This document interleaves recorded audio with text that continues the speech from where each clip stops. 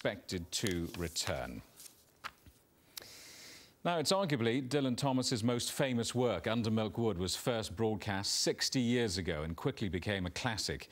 Now, a new stage production is set to tour the world as part of the centenary celebrations of the poet's birth. Our arts correspondent, Hugh Thomas, has been to see it. To begin at the beginning. It is spring, moonless night in the small town, starless and Bible black. Owen Teale, first voice in Clwyd Theatre Cymru's Under Milk Wood. 60 years since its first public performance, Dylan Thomas's most famous work is about to embark on a tour of Britain and America.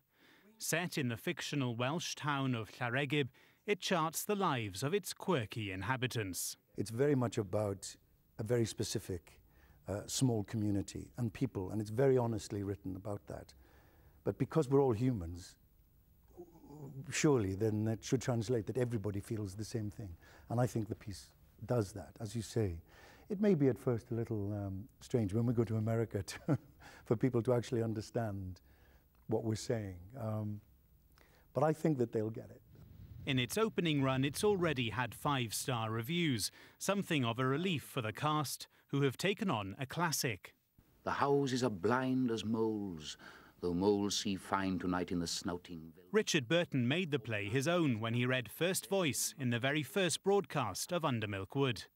6 decades later, the play's latest director is keen to distance his version from past productions. Our job is to create our own village of Welsh actors who can bring to life Dylan's characters, but be their own village as well as the village, and hope people can come with an open mind.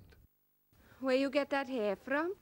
Got it from old Tomcat? Give it back then, love. In 1954, the character of Lily Smalls was read by GWENYTH Petty. She still has her script of a play that had been a long, labouring task for Dylan Thomas.